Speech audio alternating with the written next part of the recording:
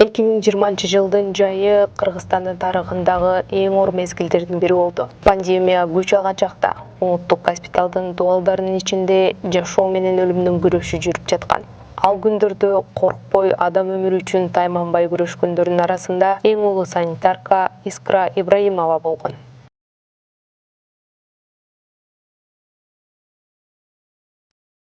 Зонага киргенде биз көп кыйынчылыктарды көрдүк, аябай.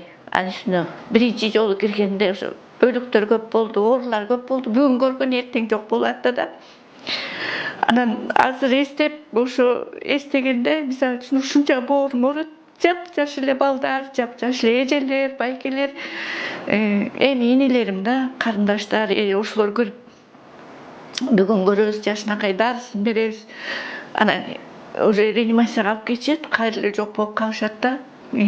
Даже биринчи этажга түшкөндө ошо өлүктөр дагы эми алынмай калып атты да. Ошолорду көрдүк. Чынын айтканда баары эле уже мындай палатага киребиз, жыйнайбыз десекчи, жыйнаганга убакыт жок. Больнойлор дарыны алганга да эмелери жок да, алдары жок. Биз жыйнап кете албайбыз. Жердин баары эле чач, дары, тамакты алып иче алышпайт, жердин баары да тамак.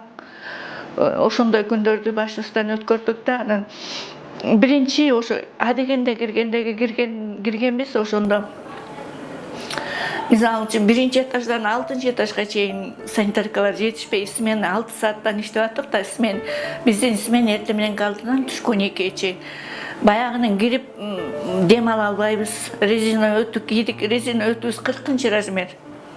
Башыбыздан ылдый, баягы резина өтүгү суу бойдон чыгабы шалпылдап.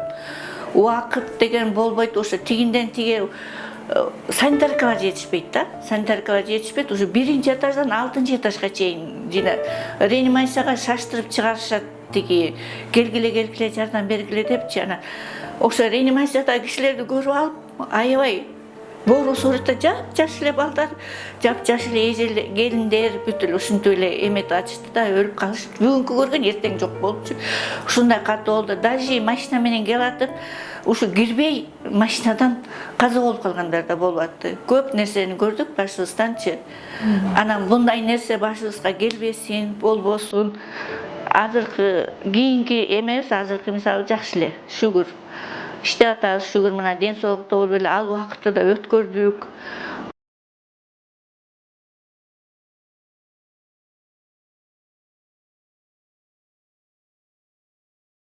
Ал күндөрдү эскерүү ар бир дарыгер үчүн оор. Медайым Гүлмайрам Аймерекова 2020-жылдын июль айын эстегенде, ал кезде кызыл зонага кирүү согуш таласына куралсыз кирүү менен барабар болгонун айтат. Ошол 20-жылы июнь айын эстесем, биз үчүн аябай оор болду. Бул капысынан эле, кокусунан эле бизге ушундай келди да, ушундай отделениялар ушундай красный зонага жабылат, ушуну иштейсиңер деп. Ошондо биз аябай кыйынчылык болду да. Же медсестра жетишпейт, же врач жетишпейт, өзүбүзгө жанагы кандай деп айтсам сиздерге, жана солдаттар бар го, мылтыксыз киргизгендей эле биз ошондой акыбалда болуп калдык да. Анан кийин менен аябай жаман зейним кейип, ушундай жүрөктө ушуга чейин жүрөгүм ооруйт. Биз баягы медайым катары врачтардын назначениясын жасайбыз да. Анан өзүбүздүн көзүбүздө эми маска, чепчик, башыбызда чепчик, маска, көзүбүздө очки, халаттарды кийгенбиз 2-3 катар, колубузда 2-3 катар перчатки. Анан ошолор менен биз үчүн аябай оор да, күн ысык болсо, бияк болсо мындай форманы кийсең, биз үчүн аябай эле кыйын болуп атты да. Анан ошо врачтардын назначение кылган назначениялар менен баягы палатага киресиң, палатага кирсең байкуштар ушунчалык онтоп жатат, көздөрү жалдырайт. Как будто биз алар үчүн мындай жан сактап, биз ошолордун колунда сыяктуу болуп эле байкуштар аябай жалдырайт да. Ошолор биз мындай зегенди кейтет да. Ошо азыр деле карасаң, ошо көз алдыбызда да. Анан барабыз, байкуштар жатат. Ошо перчаткабыз эми 2 перчатки катар менген, ошо биз үчүн аябай мындай оор да. Байнолор ошо жаны кейип атканда дагы ошолордун калтырап, титиреп байкуштар жалоруп, ушу капельница ошолорго сайганда мындай жанын биз алып калчудай сезилишти да пакуштар. Ошолорду эстейсиң, палаталарга баягы киресиң, киргенде ошол эки көз алдыңда калыптыр да. Ошондой жаман жүрөк өйүт да. Анан кийин дагы бир жүрөк өйгөн ошо смениңде ошол капельница сайып, ошол эме кылып кеткен пациент эртеси жок. Ошол жүрөктө өйгөн ошолда аякта жаштар дагы бар, картаңдары дагы бар. Бакуштар мындай иши кылып алды, Кудай мындан кийин башка салбасын, эч кимге бербесин. Азыр ошол эки айтып атпаймынбы, палатага киргенде ошол пациенттердин жатканы, жалдыраганы, онтугону ошолга чейин азыр көз алдымда турат да.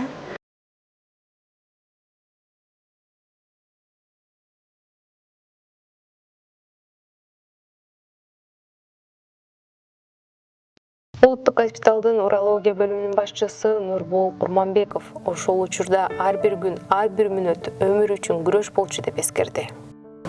Ошо кызыл зонада иштештин өзү оор болгон да. Ошондо мындай даяр эмес болчусуздар. Ошол кандай кыйынчылык эсиңизден кетпейт? Албетте ушул ковид убагындагы эң оор бул биринчи толкун болду да. Эми аны элдер дагы массалык каражаттар дагы көрүп атты. Телевизордон баягы орундар жок, элдер көчөдөн кулап жыгылып аткандарын баарыбыз көрүп аттык. А бул бейтапкананын ичинде мындан дагы өтө коркунучтуу нерселер болду да. Себеп дегенде биз ачканын ачтык, бирок ошол убактарда кислородный концентратор жана керектүү жабдыктар жетишсиз болчу. Биз керек болсо мындай учурлар болгон. Бир баягы концентраторду 2 бейтапка, 3 бейтапка бөлүп, ошол кислородду жеткизиш үчүн. Себеп дегенде ошол кезде эң негизги ошол керектүү нерсе бул кычкылтек болчу да. Ошон үчүн ушундай жолдор менен биз чыгып аракет кылып жаттык. Бирок албетте өкүнүчтүү, биз бир күндө 10дон 12, 15ке чейин өлүктөрдү чыгарган күндөрүбүз болгон. Ушул жерде баягы бейтаптар жан берип, анан аларды ошол стандарттык түрдө ороп, жаап, анан биз баягы моргко тапшырыбыз керек болчу да. Анан ошондо биз баягы ошонун баардыгын биринчи кабатта баардыгын жайгаштырып жерге, анан моргтон ошо унааны чакырып алып кетүүгө. Ошондо дагы ошол моргдун унаасы ошолорду жетишкенге алып кетчү эмес да. Биз ошол жан берген адамдар ошо эртең менен берсе, ошо кечке чейин даже ошо туруп калган күндөр да болгон да. Анан ошондо баягы элдерди алып кетип, бир келгенде негизи бир баягы өлүктү алып кетет го, кээ бир учурда 2ден 3дөн алып кеткен дагы күндөрдү биз байкап аттык да. Бирок ошол нерселер баягы көз алдыбызда калган, дагы эле баягы унутулгус нерсе болуп калды да. Ошондой. Жанагы форма кийгенде кыйынчылыктарчы? Форма кийип жүрдүңөр да силер деле мындай сактануу боюнча красный зонага киргенде? Албетте биз дарыгер болсок дагы, биз дагы ошо башкалардай болгон жөнөкөй адамбыз да. Анан көз алдыбызда ушунча киши өлүп атса, ошолорго дем жетпей кыйналып атса, биз өзүбүздүн коопсуздугубуз үчүн ошол нерселерди өтө кылдат жасачубуз да. Себеп дегенде баардыгын эрежеси менен кийиш керек да. Бир жерди туура эмес кийип, бир нерсең ачык болуп калса, биздин ошол бизге жугуп калуу мүмкүнчүлүгү дагы күчөп калган. Андай учурлар да көп болгон. Ушул бир кирип иштеп чыккандан кийин жок дегенде 3-4 биздин дарыгерлерден ошол анализдер мындай оң жагынан чыгып калган күндөр көп болгон да.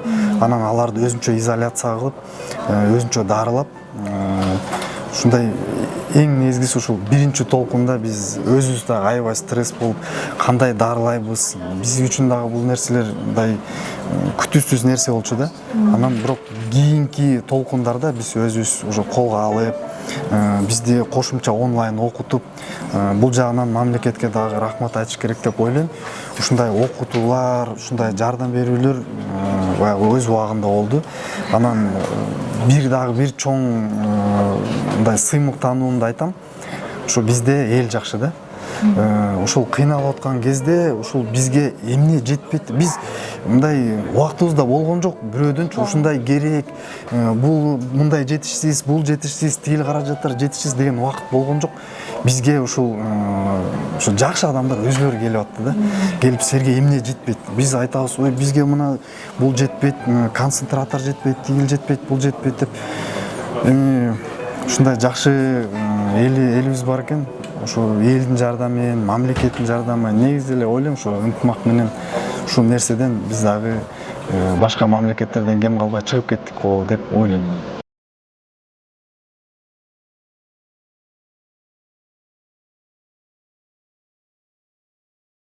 Башкы медайым Аида Чекенова ковид маалында кызмат өтүп жатып, бир тууганынан айрылганын көзүнө жаш ала эскерет. Бирок ал көз жашын жууп, кайра кызматка кайтып, көптөгөн бейтаптарга кол сунган.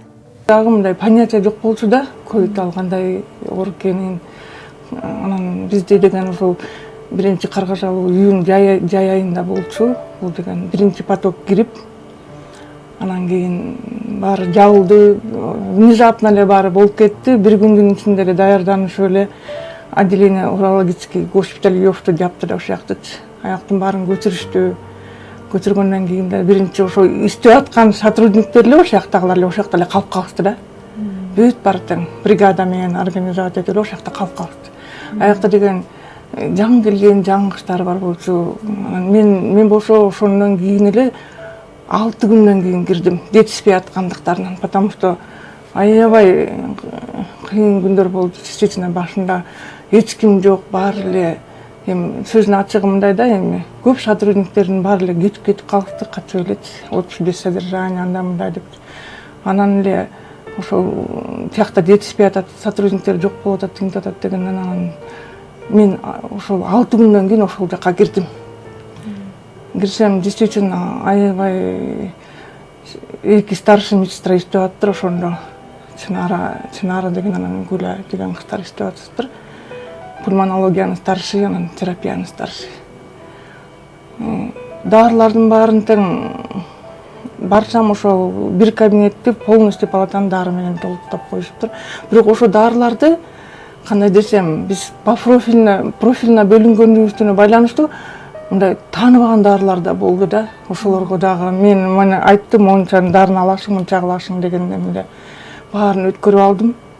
Эки кабинет менен бөлүшүп алдык да, анан кийин экинчи крыло ачылды. Биринчи крыло ачылган, бияк оң жагы ачылган болчу. Андан кийин мен киргенде уже экинчи бригада болуп, экинчи крылоsu ачылды. Аябай кыйын күндөр болду, действительно. Мындай жана форманы кийишет. Форманы эми биз адегенде биз кирген жокпуз. Бизде эч ким эме кылып терезеден эле карап эле турчубуз баарын теңиз көрүп. Жанагындай эмелердин баары келет. Скорыйда келгени мындай да алып келип таштагандар да болуп атты. Прям, как бы сказать, очень тяжело описать, это очень тяжело, да? Сотрудниктер ачка кирчи. Себеби дегенде ошол сиз форманы кийгенде аны чечинбейт да. Бети башынын баары эметилген, очки тагынышкан, полностью жабык. Ошондо бүт организмге кирдин баары чыгып, анан ошо бутуна шапагилер суу болуп чыкты да. Ошол эш алысып, анан кийин алып кетти. Ошол июнь болсо да ушундай үсүп калчылдашчу байкуштар.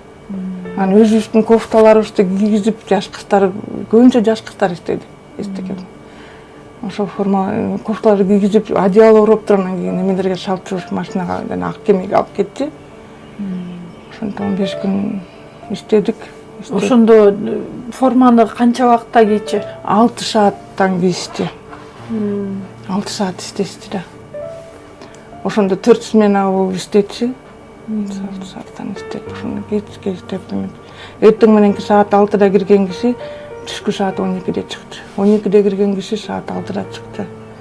Анан кечки саат 6-да кирген киши түнкү 12-де. Түнкү 12-де киши эртеңки саат 6-да чыкты.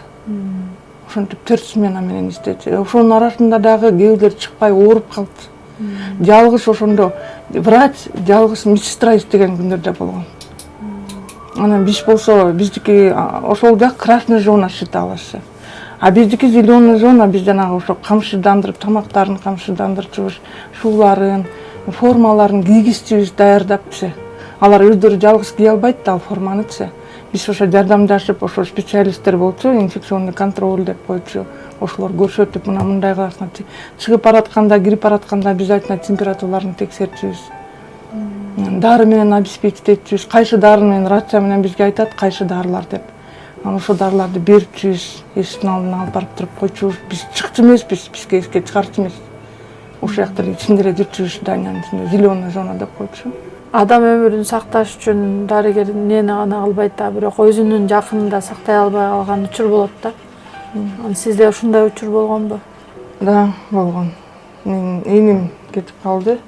Индонезияга командировкага кеткен болчу. Ошондо кетип ошол жактан келбей калды. Ковидтен болуп. Өзү бизнесмен занимать этчү ошол жакка. Анан 3 баласы калды. Тууганыш. Аябай жакшы эле айттык эле, кое тур десек болбойт экен да баары. Жумуш деген жумуш экен, баары өзүбүздүн милдетибизди аткарышыбыз керек экен. Үйдө биякта деле отуруп эле биздин ооруп атканыбызды, эметкенибизди эчтеке деп айтчу эмеспиз. Мен деле өзүм ооруганымды эчтеке деп айткан эмесмин. Ата-энебизде мындай кылгыла, тигиндей кылгыла деп эле айтып эле жатчубуз бетпер. Ал инеме деле айтып эле жатчумун, ай маска тагын, эме кыл, тигиндей кыл деп эле, абайла агының десек деле болбой.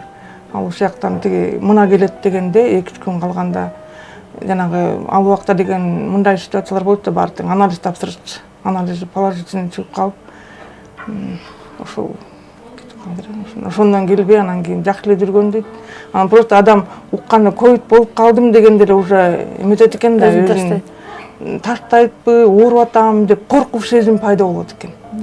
Ойлойбуз ошо коркуп сезиминен эметип кетти окшобойт депчи. Ал ошо өзү өмүр бою дом правительствода иштеген, охранада иштеген неме болчу.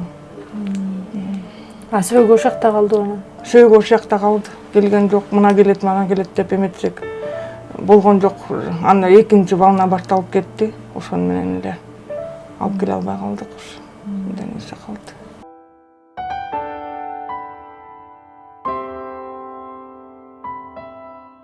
Мен акырында айта турган сөзүм, эми биздин Кыргызстаныбыз алдыга өркүндө өссүн. Экинчи мындай жаман оорулар эч убакта болбосун, ошону тилеп кетем. Анан бүтүн биздин мамлекетибизге ден соолук эле каалайм.